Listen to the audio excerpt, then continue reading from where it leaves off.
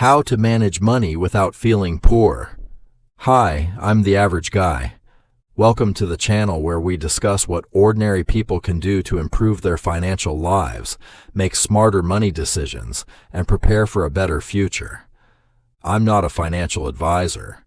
I'm just an average guy sharing the lessons I'm learning on the journey to a better financial future.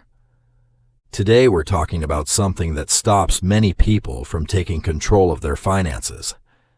They think managing money means giving up everything they enjoy. No holidays, no takeaways, no fun, no life. But that's not what good money management is about. In fact, if your budget makes you miserable, you'll probably give up on it. So let's talk about how to manage money without feeling miserable. One of the biggest mistakes people make is trying to change everything overnight. They decide they're going to save money. So they cut everything. No coffee, no eating out, no entertainment, no spending. The problem is that this usually lasts about 2 weeks. Then they get frustrated and go back to their old habits. Real financial progress doesn't come from being perfect. It comes from being consistent. The first thing I would recommend is creating a budget. Nothing complicated. You don't need spreadsheets with 50 different categories. Just know 3 things: how much money comes in, how much money goes out, and where it goes. You might be surprised by what you find.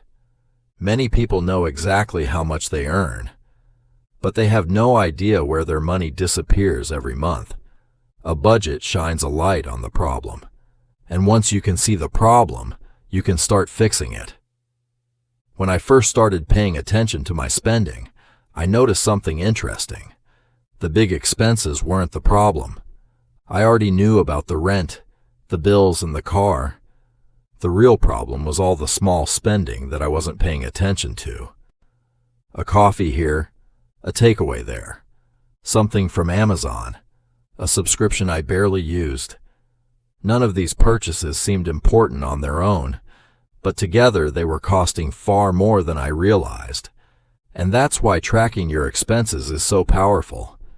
Not because it stops you spending money, but because it shows you where your money is actually going. Here's something else I've learned. Not all spending is bad. The goal isn't to stop spending money. The goal is to spend money on things that actually improve your life. Maybe you enjoy traveling. Maybe you enjoy eating out with your family. Maybe you enjoy a hobby. That's perfectly fine. Life is meant to be enjoyed. Cutting out everything you enjoy isn't a financial plan. It's punishment. Instead, try spending less on things you don't really care about, so you can spend more on the things you do care about. For example, some people spend hundreds every month on things they barely notice. Multiple streaming services, unused gym memberships, random online shopping, impulse purchases, small subscriptions that quietly leave their account every month. These little expenses don't feel important, but they add up surprisingly quickly.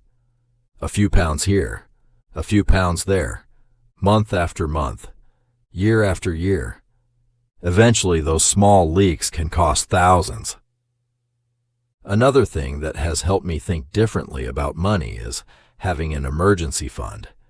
Because life happens. Cars break down, boilers stop working, unexpected bills appear. And when you don't have savings, every problem feels like a disaster. You end up relying on credit cards, loans, or finance. And before you know it, one unexpected expense creates years of financial stress. That's why building an emergency fund is so important. It doesn't need to happen overnight. Start with a small goal, then slowly build from there. The amount matters less than the habit. Even saving a little bit regularly can make a huge difference over time. One lesson I'm still learning is that managing money isn't really about money. It's about behavior. Most of us already know what we should do.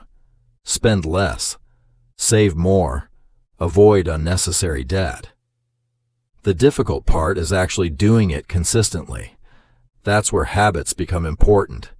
Small habits repeated over months and years can completely change your financial future. And that brings me to one final point. Think long term. Most people focus on this weekend, this month, maybe this year. But the decisions we make today affect where we'll be in 5, 10, or 20 years. Every pound saved, every debt avoided, every good financial decision, they all add up. The results won't happen overnight, but they will happen. Managing money doesn't mean living a miserable life. It doesn't mean saying no to everything. And it doesn't mean becoming obsessed with every penny. It means being intentional, knowing where your money goes, making decisions that support your goals, and finding a balance between enjoying life today and preparing for tomorrow. I'm still learning these lessons myself, and that's exactly what this channel is about. Finance for average people. If you found value in this video, consider subscribing and joining me on this journey.